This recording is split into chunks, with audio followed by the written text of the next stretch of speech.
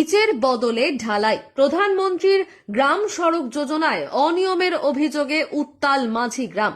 প্রধানমন্ত্রী গ্রাম সড়ক যোজনার মতো কেন্দ্রের স্বপ্নের প্রকল্পে সরকারি নিয়ম কানুন লঙ্ঘনের অভিযোগ ঘিরে তীব্র বিতর্ক তৈরি হয়েছে দক্ষিণ দিনাজপুরের বালুরঘাট ব্লকের মাঝিগ্রাম এলাকায়।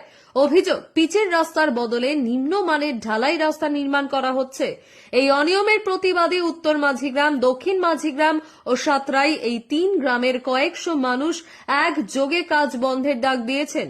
জানা গিয়েছে, মালঞ্চা থেকে মাঝিগ্রাম হয়ে অযোধ্যা পর্যন্ত প্রায় 7.5 কিলোমিটার রাস্তা নির্মাণে বরাদ্দ হয়েছে প্রায় 5 কোটি টাকা।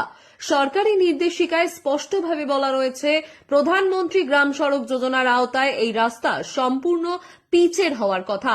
কিন্তু বাস্তবে পুরনো ঢালাই রাস্তার ওপরেই নতুন করে ঢালাই চাপিয়ে দায়সারাভাবে কাজ চলছে বলে অভিযোগ গ্রামবাসীদের।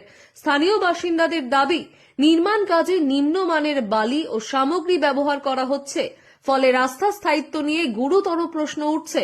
হৃদয় বর্মন বলেন, পিচের রাস্তার অনুমোদন থাকলেও ঠিকাদার ঢালাই করে টাকা বাঁচানোর চেষ্টা করছে।